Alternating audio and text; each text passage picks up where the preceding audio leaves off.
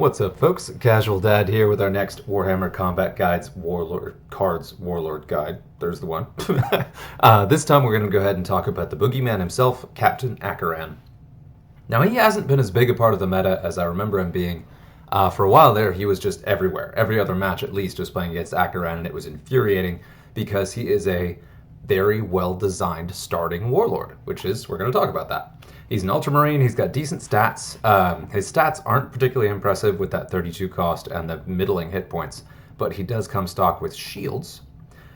And the real big thing about him, though, is his trait, his kind of default trait. So that's what he ends up being around max level. Not super tough, but those max shields do definitely give him a little extra staying power. And he has decent attack stats in both ranged and melee, and hits harder than you'd expect from someone kind of his middle-of-the-road stat line. But if you played this game at all for any length of time, you have seen Akaran, but we'll go ahead and outline his ability. That is Iron Halo. The first time a friendly Space Marine card would be destroyed, it instead has 5 wounds remaining, which means that it will just can take whatever amount of damage it's going to take and then still be there after the attack. Now, there are a couple things that counter that. So anything that does off-lane damage like Barrage, Psionic Blast, Poison, the Skull Taker or Illic Night Spear's ability to do the lethal after a card is taken down to a certain amount of hit points. All of those will trigger on top of that 5 health, and they will clear Akaran's cards. But outside of those, which it sounds like a lot, but that's actually a very small part of the game, outside of those abilities, Akaran is tremendously skilled at keeping your cards alive, which is really the great advantage with him, and why he's so good for starters, and why he's so infuriating later. But just to talk through it, the kind of default stock Akaran build that was very, very competitive and continues to kind of be up in the top ladder is a couple taunt cards, a couple Medicae cards, maybe a shield and a fear, and then these 2 jokers down here. And y'all, the Stormcaller with his now double trait of both the area effect Psionic Blast and then also that Inspiring Presence, being legendary going up to rank 4 of both. And then also Tigurius, Grand Ultramarines Chief Librarian, with his shields, of course. Shields on top of the double life from Akaran and a very high psychic attack, plus Warp Surge, and also being legendary, so getting up to rank 4 in both of those. Those 2 are kind of the mainstay of the Akaran competitive meta, so if you really want to just ladder up like crazy, throw those in your deck and then support them as best you can, and that is kind of the default way to go about it. However, what I've been seeing in like the 3K range with Akaran is actually more, not exactly vanilla, but more just generally melee-focused Marines. You just take your best melee Marines, you throw them in there, and then they have the staying power and hitting power that they do remarkably well, even just your default base, whatever. And as you can see, that's kind of the template I've chosen. I really enjoy sort of the fluff, kind of the lore-related deck, so I've got an all Ultramarines deck in here that I enjoy playing. And it still is surprisingly effective for just being what most would call jank. So there's really no wrong way to build an Akaran deck. If you want to get the absolute maximum benefit from his ability, you want regen, you want Medicae, and you want shields. Those will all slow down how much your cards die, and if a card goes down to its 5 life, and it has regen and Medicae, it will then heal back up to an additional, like reasonable, has to be killed a second time for real kind of health. It doesn't get an additional second life, so when it dies, it's dead, but it still has to be killed then, at that point, more or less 3 times, rather than just twice. So it really adds up very quickly. So you're looking at these guys here, your Iron Priests, this guy here. That's Chaplain Furnos, yeah? Yeah. Really excellent pieces in an Akaran deck. So I'm not going to talk about it too much. One of the most challenging things about Space Marines is they have an enormous card pool. So if you're starting out the game, you'll just get so many cards, it takes a really long time to level any of them, even if you're leveling up commons or rares.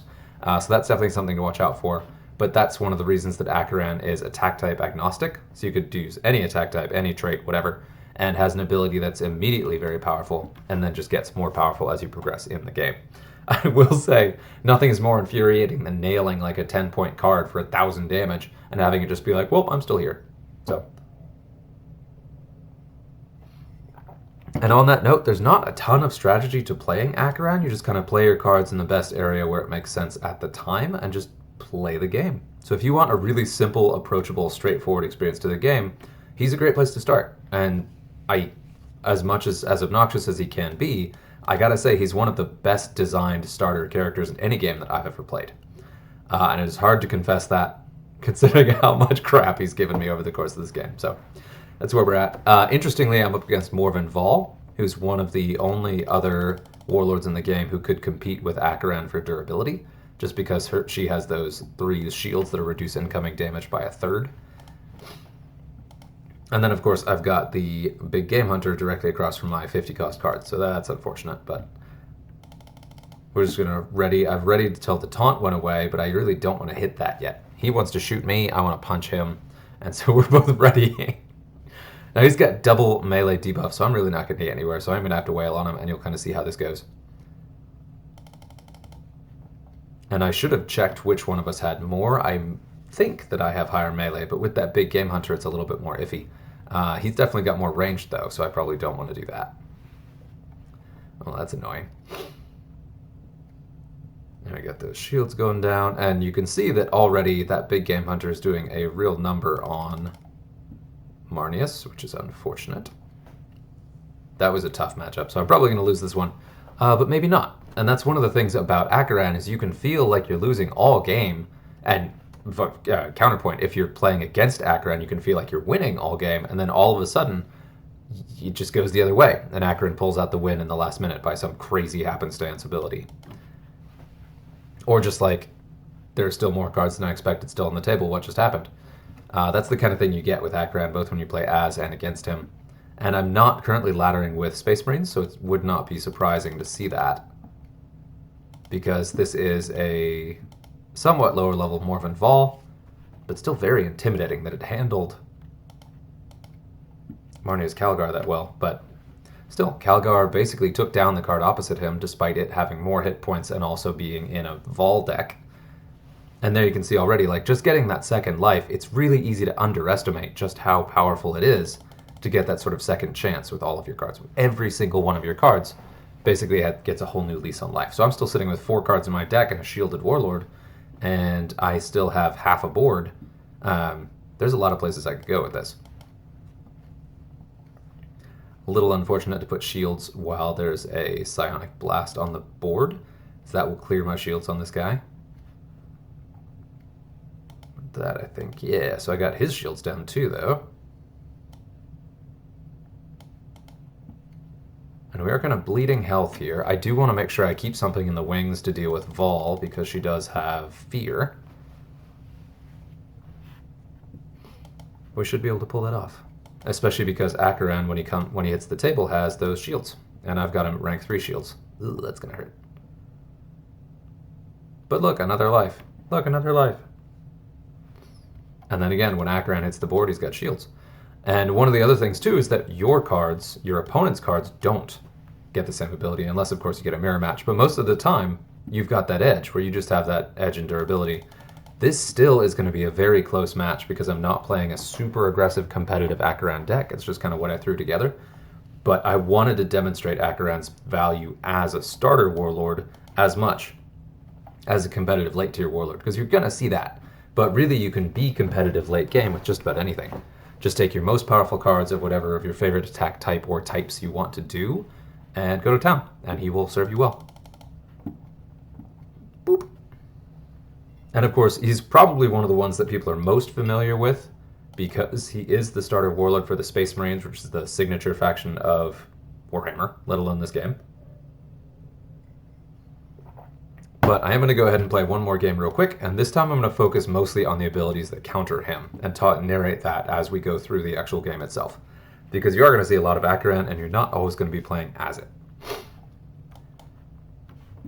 But like Badrock, Akaran is one of the meta-defining decks in the game, and you do want to be able to handle him. So we talk about traits like shields, we talk about taunt, and we pretty much, whenever I talk about deck building, I throw in something as an advice to go ahead and counter those abilities. And then Akaran, because of that sheer durability his cards have, and then Badrock, because of the offense that he has, they are really seriously deck-defining warlords that you have to be able to beat if you're going to make any headway in this game. That said, Acheran is a pretty nasty counter to Badruk because Badruk's ability is if a friendly card kills an opposing card with a ranged attack, you get a free bonus attack. But if Acheran's card pulls out an additional life, that doesn't count as that card being killed. So you get just completely flummoxed when you're trying to get your bonus attacks off. They are slower, they are less reliable, and you just find that boards are a lot more sticky when you're playing against an Acheran deck. So that's a way that Akaran is actually very powerful against one of the other, one of the other boogeymen in the game. But then how to beat Akaran. So I've talked a lot about poison. If you have poison rank 2 or higher, and the Akaran card is poisoned, it'll get its second life, and then at the end of the turn, it will die from poison damage. If you have Psionic Blast, you take a card down to 5. At the beginning of the following turn, you will automatically kill it with your Psionic Blast. If you have Barrage, it will take out adjacent cards that have just that 5 life. If you use Illic Night Spear and he does lethal damage to a card, it will get its Akaran life back, and then the lethal trigger will trigger. Just the same with Skull Taker, where if you do lethal damage to a card with a melee attack, it'll come back with its extra life, and then Skull Taker's execution will trigger. Those are some of the strongest counters against Akaran. And then, of course, things that do overflow damage, like the Parasite of Mortrex and Logan Grimnar with his overflow melee damage. Those are two other really effective ways to deal with Akaran's extra lives.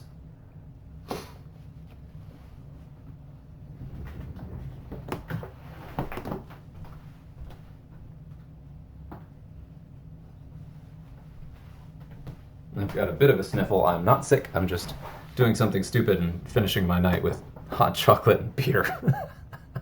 Which it turns out is not great for your speaking voice.